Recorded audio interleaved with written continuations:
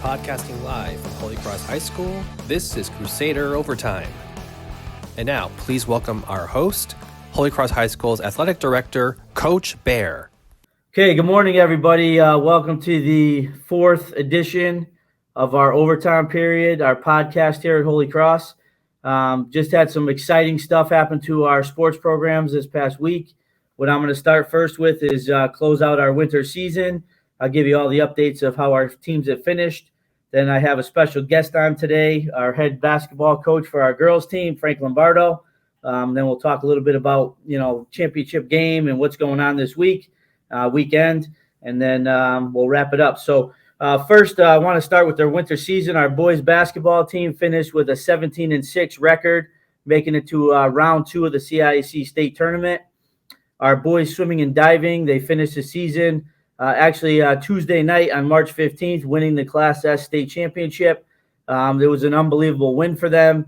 They finished second place in the Naugatuck Valley Championships behind Woodland Regional High School, and for them to go back and compete against Woodland in the CIAC state tournament and to come up with this win was a great job by the athletes and our coaching staff.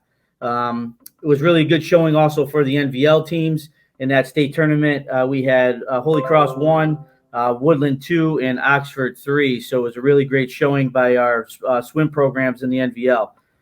Indoor track this year finished with strong performances at the NVL championships, and a lot of those athletes are looking forward to the upcoming spring practice. In wrestling, we had 3 wrestlers this year. For everyone who's out there listening, we actually did a try-op with Oxford and Derby. So there was 3 teams competing on one. We had 3 of our athletes, Don Shivas, Anthony Shivas, and Ben Iantoni. Just a couple updates on them. Don Shivas, who's a junior here at Holy Cross, he plays first in the Berkshire Valley League tournament in the 285-pound weight class. His brother Anthony finished second, so those brothers had a fight with each other there at that last match, but Donnie ended up beating him. But Anthony finished second place in that 285-pound weight class, and Ben Iantoni finished second in the Berkshire Valley League tournament in the 220-pound weight class. Going on to the state tournament for wrestling, Don Shivas placed second in the Class S state championship meet, so he had a great year, and it kind of revived our wrestling program a little bit. Hopefully, those of you who are listening out there, maybe we get some more people to join our team next year. Cheer, I know we finished third place in the NVL championships. They have been in multiple competitions, all placing in the top 5 in all of those. They have a big weekend coming up in Worcester, Mass for a Valley All-Regional Tournament, which hopefully they place well and do well. So they've had a great season this year as well. Also on our last team in the winter is the girls basketball team. They finished the regular season with an undefeated record. They won their 3rd NVL title, so 3 straight for us. And they're playing in the Class M state championship at Mohegan Sun on Sunday, March 20th at 10 a.m. versus Bacon Academy. Look forward to some of those ticket sales. Will be links sent out to everybody over the next couple days. But, our guest today is our head basketball coach, our head girls basketball coach, Frank Lombardo. So, Frank, busy week this week, huh? It's been a crazy week, but it's a week filled with excitement and enthusiasm. So I know just by, seeing all the schedule in terms of practice, the newspapers, the radios, the things that are, all hyping up the state tournament, what's been the mindset for the team right now? What's your message? Well, the girls have been great. They're really excited. They're looking forward to this weekend. They worked really hard all year to put themselves in position to win a state championship. And when you do well as a team, a lot of individual awards and accolades come with that. And this week has been special. We had a conference call with a lot of media outlets earlier in the week. We have our local newspaper, the Waterbury Republican American, coming up today, taking a lot of photos of the girls, a lot of interviews with the girls, and it's just an exciting time for us. Yeah, it's been really a great buzz for us. The kids have handled it really well. I know that's a lot of pressure for them in terms of handling school. And then, now you're every game you're battling to be undefeated, and they accomplished that. So one more big accomplishment, hopefully this weekend. What's the travel plans on Sunday? What time are you looking to leave, and how things going to work for you there?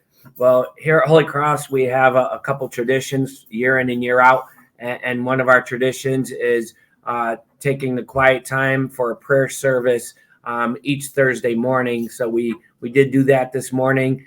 We got together as a team, had our quiet prayer service together to start the day off. And Sunday morning, we have the early game. So our plans will be continuing that tradition, getting in the chapel early Sunday morning together as a team, have a short prayer service, have a breakfast supplied by the Fathers Club, which I want to thank them, and get on the bus, be together, and get to Mohegan Sun bright and early, and hopefully we could get on the court and warm up and work hard and have a good showing in the game on Sunday. Oh, that's a busy day already, and that's not even starting the game, so that's gonna be a lot going on there. Can you just talk a little bit about like your experience here in the tournaments? I know we've been to a few. Does anything change for you in terms of how you look ahead, or obviously big game coming up, but really, what's the message to the kids in the sense of, obviously it's a huge game, but what are we saying to our kids? Well, we try to keep it as natural as possible. In practice, we don't really spend much time focusing on the other team. We just continue our work on what Holy Cross basketball needs to do to be successful. And we were in the semifinals last week, and our message to the girls was continue to work hard, continue to play the way Holy Cross plays, and things will fall into place for us. And we are very fortunate to get a big victory in the semifinal. And at yesterday's practice and today and tomorrow, we'll reinforce that. We'll go over some things that we need to do better, and we'll just work hard and try to be the best HC team that we can be. And if they do that, I think we will be successful, and it'll be a good day on Sunday. Oh, that's awesome. I hope that things work out for us. I know you guys put a lot of time and work into the program. Going back, when you first started coaching girls basketball, how'd that go for you? And, it seems like the last few years, you're always the top of the league, always playing for a state title. But how was it when you started? It was a long time ago. This is my 28th year, and I was Mr. Generali's assistant coach with the boys. And it was a big difference in atmosphere and excitement and enthusiasm and work ethic when I first started with the girls. But we implemented our philosophy. We implemented our work ethic, and the girls have taken off and accepted what our goals are for them in practice and in games. And we've had a strong tradition here of being successful because of the work ethic and the intensity level that my team, our players, put on the court. But it was a big change moving from coaching boys to coaching girls. But looking back at it, and I think it was one of the best decisions I've ever made. Right. And then, the one thing I've noticed over the years, obviously second year AD, but being around athletics is, you didn't have too much turnover in your coaching staff. So, why don't you talk a little bit about, your coaches and what they bring, and, just talk about that balance a little bit. I've been very fortunate. Mike Stanko started day one with me 28 years ago, and he is still with us. He'll be traveling with us to Mohegan Sun this weekend. Meg Dwyer has been with me as a player for 4 years and as a captain her senior year, coming back and coaching with us. She's been involved with coaching over 12 years with us. And Margaret Hayward is over 10 years with us coaching. So the stability of the coaching staff and the stability of the philosophy that we have, and my staff giving 100% dedication to me and our philosophy goes a long way to the girls. And the girls understand what we want for them to do. And on the flip side of that, I'm very lucky. I can do a lot of the X's and O's in terms of practices and games. And I'm fortunate that Meg Dwyer and Margaret Hayward handles a lot of other things outside of the court with the girls. And we balance ourselves off really well, I think. Yeah, it's, you don't see that too much today in coaching where, staffs are together for a long time. Seems like there's always a lot of turnover. And, we've been real lucky where we haven't had a lot of people leave and come and go. So, to me, that's the biggest thing, where that message is always the same. Talk about one last thing here. On the back of your warm-up jerseys, always talks about the tradition continues. What does that mean? We have a motto here at Holy Cross, and we started it a long, long time ago, and it's stuck. And the players buy into it, and obviously the coaches and coaching staff try to implement it and emphasize it. But our motto is the tradition continues. We have a strong tradition of hard work, intensity, and putting a product out on the court for people to look at, respect, and talk about. Not only in wins and losses, but how our kids on the court behave, how our kids interact with each other, interact with their coaches, and how hard they support each other and play for each other and have each other's back. And that was started a long, long time ago. And our girls this year have bought into that. And they're a great group of players working together for a common goal. And they're really fun to watch. Yeah, well, I mean, that's such a great message. And, I just, like I said, thanks for taking some time today. I know you got a lot going on. I know we have a 1:00 conference Zoom call with the CIAC today. But I just, being a teacher, obviously in the building too. So, I want to thank you for being on. I just want to keep everybody informed. Like I said, look for those tickets that are coming up for this weekend. Let's have great support out there for this game. And just, really congratulations to all our teams this winter. We've done a great job representing Holy Cross on the court, in the pool. And, it's just been really fun for me to sit back and watch everything.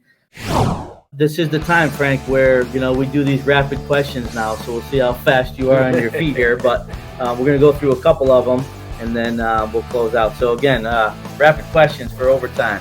What's your favorite social media app? That's a hard one. I'm not a big social media guy, but it's got to be Instagram to look at Mr. Ward's photos. That's it. I was going to say, you're checking all those photos. What's your best sports moment?